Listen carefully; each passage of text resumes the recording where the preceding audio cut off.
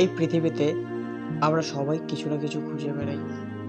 কেউ হয়তো অর্থ খুঁজি, কেউ খ্যাতি, আবার কেউ হয়তো একটু শান্তি।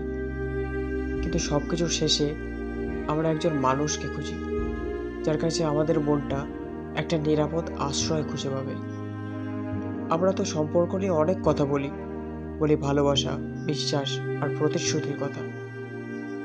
কিন্তু কিছু সম্পর্ক এই সব কিছুর ঊর্ধ্বে। এই সম্পর্কগুলো শুধু হাত ধরে চলার জন্য নয়, বারবার আমি তোমাকে ভালোবাসি এটা বলার জন্য নয়। এই সম্পর্কগুলো তৈরি হয় মনের গভীরে, যেখানে কোনো কথা না বলেও অনেক কিছু বুঝে নেওয়া যায়।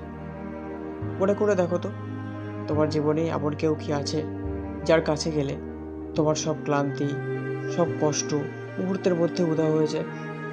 যার সামনে তোমাকে অভিনয় করতে হয় না, যে তোমার সমস্ত দুর্বলতা জানার পরেও তোমাকে বিচার করে না, বরং পাশে থাকে। সত্যিকারের সম্পর্কগুলো আসলে এমনই হয়, যেখানে দুটো মানুষ একে অপরের পরিপূরক। যখন একজন হতাশ হয়ে ভেঙে পড়ে, তখন অপরজন তার শক্তি হয়ে ওঠে। যখন একজনের চোখে স্বপ্ন কমতে থাকে, তখন আরেকজন সেই স্বপ্নে নতুন রং দেয়। তোমার অগোছালো জীবনটাকে নিজের মতো করে গুছিয়ে দেয়। এই সম্পর্কগুলোতে দেওয়া আর নেওয়ার কোনো হিসাব থাকে না। তুমি নির্দ্বিধায় নিঃস্বার্থভাবে তোমার সবটুকু দিতে পারো, কারণ তুমি জানো এর বিনিময়ে তুমি যা পাবে তা কোনোদিন মাপা যাবে না। আমরা অনেক সময় ভাবি ভালোবাসা মানে বড় বড় উপহার, একসাথে সময় কাটানো। কিন্তু আসল ভালোবাসা তো লুকিয়ে থাকে ছোট ছোট বিষয়ের মধ্যে।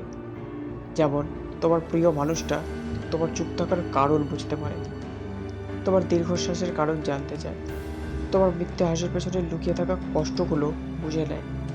যখন তোমার মন খারাপ থাকে, তখন সে কোনো প্রশ্ন না করে তোমার পাশে থাকে। এটাই সেই গভীর সংযোগ যা খুব কম মানুষই তাদের জীবনে পায়। তাই এই পৃথিবীর কোলাহলে, ব্যস্ততার এই জীবনে যদি এমন একটা হাত খুঁজে পাও, যেখানে তুমি সম্পূর্ণ নিজেকে খুঁজে পাও, যেখানে তোমার সব দুর্বলতাও আশ্রয় পায়, তবে তুমি তার যত্ন করে রেখো। কারণ তুমি শুধু একটা সম্পর্ক পাওনি, তুমি পেয়েছো নিরাপদ একটা আশ্রয়।